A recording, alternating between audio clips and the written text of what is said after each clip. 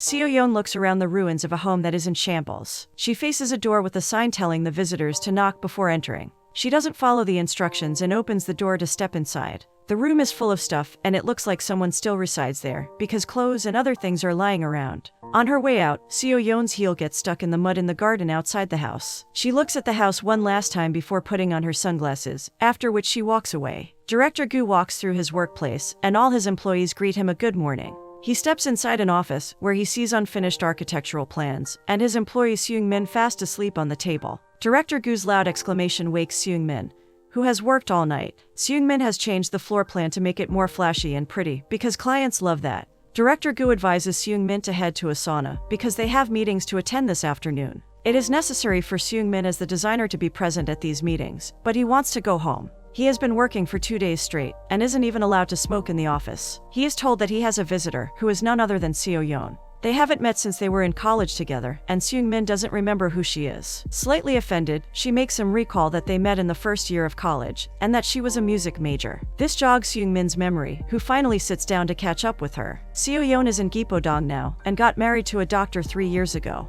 She hands Seung-min the blueprints of her old family home in the Jeju-do province. She wants him to start working on the property as soon as possible, but he doesn't build houses like that. He thinks he should refer her to a close friend, instead of them working together on this. She doesn't give up, so he rejects the offer, claiming that his company won't take on a project like this. Unfortunately, Director Gu is not in his corner, and immediately agrees to do the project as soon as Seo-yeon directly talks to him. It will be the first house Seung-min will be working on, as he usually makes plans for buildings, so his boss wishes him luck. Seung-min and Seo-yeon go for lunch to discuss the details of this project. Seo-yeon wants the house to be done by the coming winter. She is making plans for them to visit it, but Seung-min questions why she wants to build it in the first place. It's strange for a rich woman like her to build a house down on an island. He assumes that she's investing her rich husband's money to capitalize on the house and make more money. Seo-yeon doesn't take his skepticism very nicely and storms out, unwilling to beg anyone for anything. She's in the parking lot, looking for her car keys and her bag to unlock her car. Seung-min approaches her and gives her the keys and her phone, which she forgot in the restaurant.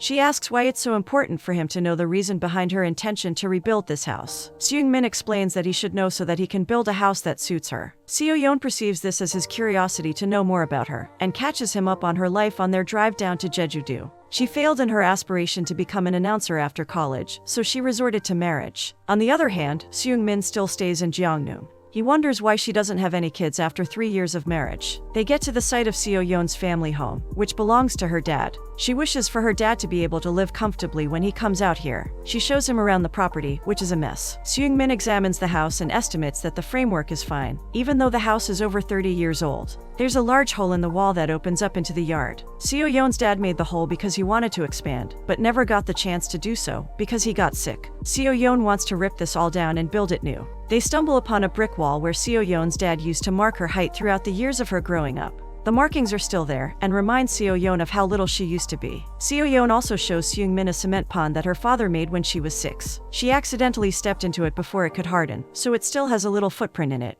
She compares her current foot size to her footprint, and realizes how much she's grown up since then. Seung-min shows Seo-yeon his plans to rebuild the house and his office later. This goes on until they go out for drinks, and he keeps pitching his ideas. Seo-yeon also keeps rejecting his ideas, because she doesn't like them. What she does like, however, is his clothes today, except for his tie. She also observes that he has improved since his college days, when he wasn't popular with the ladies at all. Seung-min's colleague, Yoon-ki, points out that he's still like that, and he doesn't like all the jokes they're making together. Yoon-ki voices out her curiosity about how they met, considering they had different majors in college. Seo-yeon mischievously answers that he used to chase her around the campus. We're taken back to their college days. Seo-yeon rushed to her class, running late, and Seung-min noticed her sitting in the back. Someone's beeper went off during the class, which annoyed their teacher, Professor Kang. He assigned everyone to come up to the board one by one and explain their routes from their houses to the college. Seung-min looked up with hope and attention when Seo-yeon told Professor Kang that she lived in Jeongneung. She wasn't very smart, and many people laughed at her lack of general knowledge. When it was Seung-min's turn, he traced along Seo-yeon's route with satisfaction because they lived close to each other and had the same route to college. He used to sneak glances at her on their bus ride home,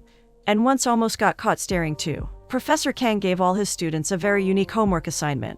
They were all supposed to explore their residential areas, to understand and like them. Professor Kang considered this as the first step in the long journey to learn architecture. After the class, Seung-min's best friend, Namjae, insisted that Yi-wok buy him a meal, because seniors are supposed to feed their juniors. Yi-wok lit up his cigarette with a fancy lighter and responded to Seo-yeon, who called out for him. Yi-wok offered to buy her lunch and help her out if she needed anything before she headed home. On Namjae's inquiry, Yi-wok disclosed that Seo-yeon was a music major at the radio club. She was taking this course, like many people, with other majors. Namjae teased Yi-wok that this could be the reason why he is taking this course again. Yi-wok invited Namjae and Seung-min to come over to his place and help him with the floor plan, while Seung-min kept looking at his new crush. Seung-min and Seo-yeon got off the bus together and were going their separate ways when Seung-min ran into Baffle. He was Seung-min's friend, who was repeating school, and suspected Seung-min's crush on Seo-yeon. Baffle himself was dating a high school girl, because he only had access to younger girls after being held back from college. Seung-min lived with a single mom who needed his help, but he left the house to start working on his assignment.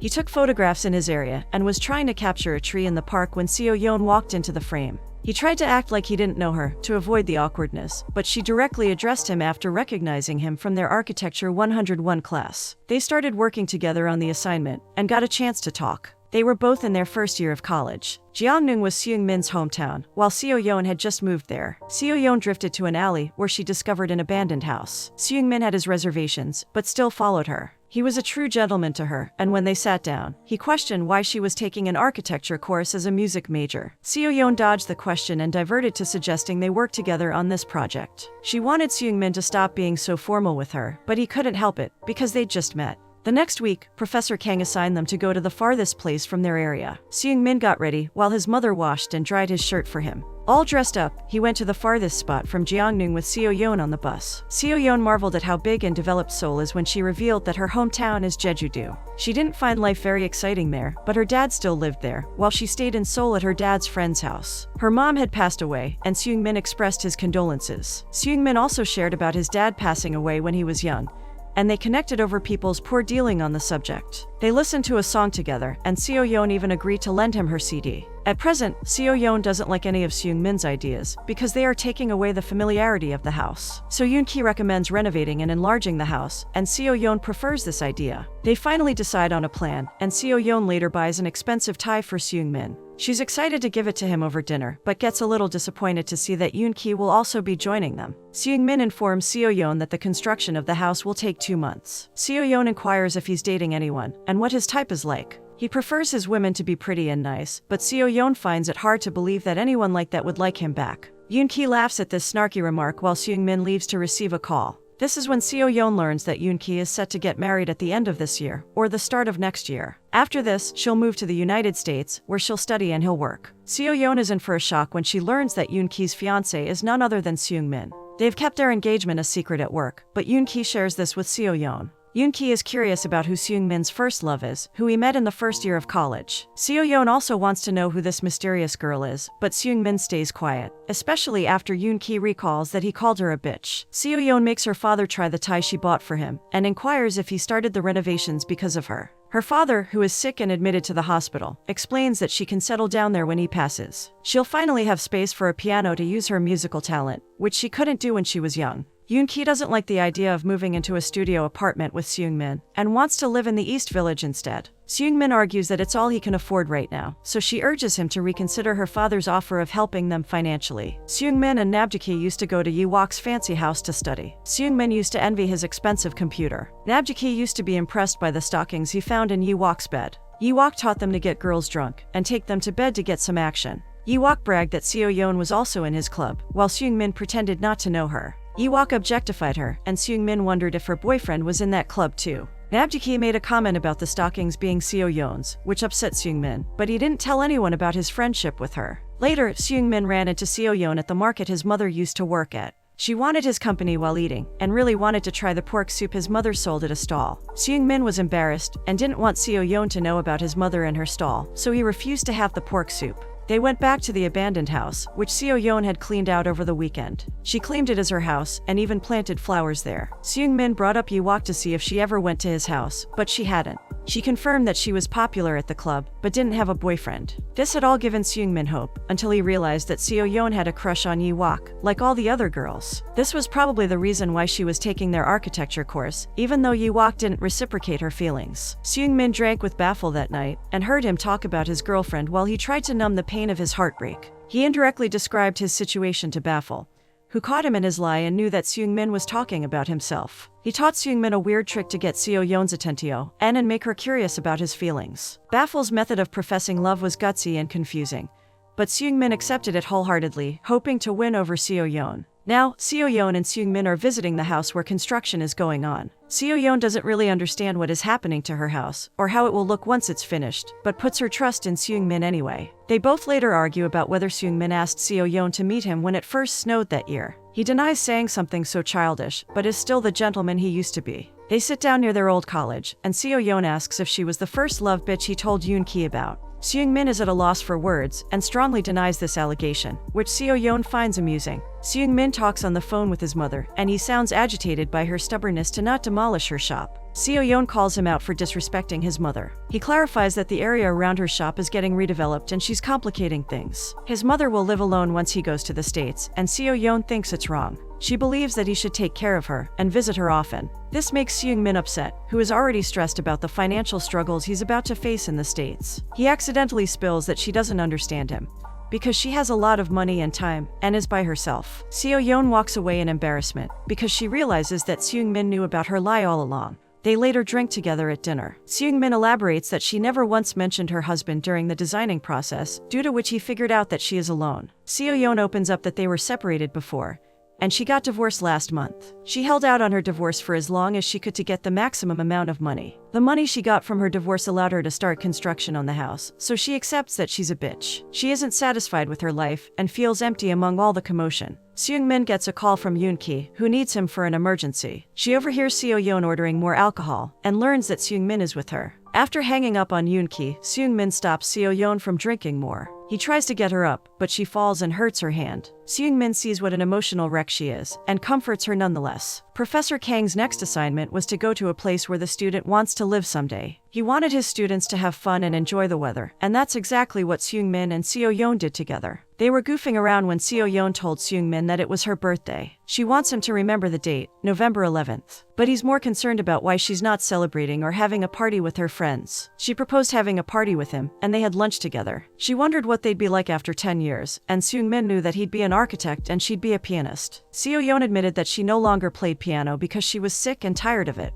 She confided in him about how her classmates bullied her because she didn't have private tutoring like them. Only her dad was proud of her, so she'll become an announcer to earn lots of money and fame. If everything else fails, she'd marry someone rich and build a house in a fancy place like this. He'd be her architect and would build it for free. She drew him the structure of her dream house and gave him her CD as a down payment. She planned to have 2 kids who'd live on the 2nd floor of the house, as well as a big dog. She fell asleep at the bus stop that night, resting her hand on Seung-min's shoulder. He couldn't control the butterflies in his stomach, and slowly leaned in to kiss her. Their lips met for a few seconds, after which he moved away, feeling scared and nervous. Seo-yeon woke up moments later to Seung-min's horror, but she didn't seem to realize what happened. Baffle later totally disregarded Seung-min's little peck as a kiss. His description of a real kiss was much more intense than what Seung-min anticipated. Nevertheless, Seung-min still felt great about the day they had together, even though Baffle begged to disagree. The arrival of spring was near, and Seo-yeon became the announcer for their college's radio show, under Yi-wok's supervision. Seung-min felt so happy for her, and wanted to congratulate her, but was blindsided by Yi-wok on her side.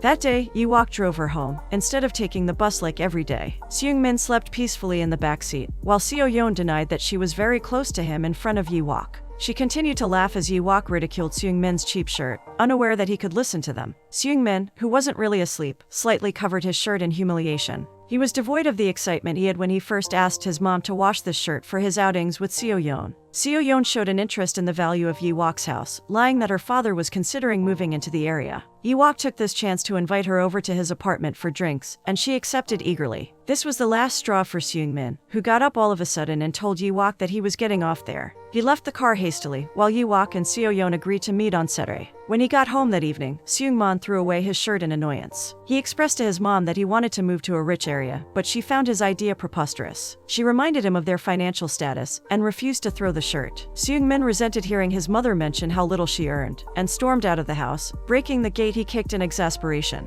Baffle advised him to invite her on the first day of snow, and confess his feelings to her directly. Seung-min decided to just give up without trying, and let Seo-yeon be happy, but Baffle motivated him to at least try once. Seung-min later carried Seo-yeon's furniture to her new place in Yi-wok's area, which was a basement apartment. He was the first friend to be invited there, and she showed him her childhood pictures. As she walked him to the bus station, she mentioned that they won't take the same bus anymore. He finally got the courage to allude to the first day of snow. So they agreed to meet in the empty house on the first day of winter, and Seung-min danced with joy. Seo-yeon's father's health worsens while Seung-min overlooks the construction. Seo-yeon runs into Seung-min while running some errands, and they decide to eat together. On their walk, she gets drawn to the piano school where she took her first lessons. He takes her to eat seaweed soup, because it's November 11th today. There, she wishes to have a piano room in the house, because she wants to settle there. Her father has a year left, and she wants to spend this time with him in their family home. This will also give her a fresh start. Yoon-ki doesn't take this very well, because the house is going to be done in a week. It'll take them a month to redesign it, which clashes with the schedule of their wedding. Yoon-ki refuses to do it, but Seung-min is determined to finish it. They make adjustments to make it a 2-story house, to cater to Seo-yeon's wish. Time goes on, and Seung-min and Seo-yeon grow closer. She finds him sleeping on the rooftop one day, and traces her finger on his lips before closing her eyes too. In Architecture 101 Seconds last class, Seo-yeon searched for Seung-min, who was preparing himself to confess to her. Yi-wok invited Seo-yeon to accompany him to their courses after party, after which he'd drive her to her new apartment. Meanwhile, Seung-min waited outside Seo-yeon's apartment with the model of her dream house, feeling optimistic about their future together. Seo-yeon called Seung-min from the restaurant where she was with Yi-wok and the others, but got no response. Yi-wok approached her with drinks in hand, nudging her to accept it, as it's his trick to score girls. It was freezing cold in the night by the time Seung-min finally saw Seo-yeon reach her apartment. Too bad that she was totally drunk, and being carried by Yi-wok into her apartment. Seung-min watched as Yi-wok tried to kiss her, but she turned her face away, even though she was very intoxicated. Nevertheless, she went with him inside. Seung-min barely made it back home after picking a fight, and went to Baffle. He tried to cheer Seung-min up, but he finally ended his delusion and cried his heart out. Seo-yeon saw the model Seung-min left behind in the trash the next morning. Seo-yeon's house is finally finished, and she moves in with some of her stuff. She'll start living here as soon as her father is out of the hospital. They sit inside Seo-yeon's dream house, built by Seung-min. He finally admits to his feelings, and she finally comes clean about the fact that she always knew. She even knew that he kissed her. He gets up to leave, and she walks him out, until he sees the model he built her lying in a box. He questions her motive for approaching him, and she confesses that he was her first love, leading to a loving kiss. Seung-min had cut off Seo-yeon from his life, even though she tried to talk to him many times. Yoon-ki prepares for her wedding while Seo-yeon nurses her ailing father. Seung-min visits his mom to have her pork soup, and realizes how selfless she's been. He cries when he can't put the broken gate back in place. Seo-yeon waited in the empty house on the first day of snow, but Seung-min never showed up. So she left her CD there that Seung-min had returned to her. Seung-min flies to the States with his wife, Yoon-ki. Seo-yeon looks at the footprint in the pond in her house with her father when she gets a parcel. It's her CD, which means that Seung-min showed up after all.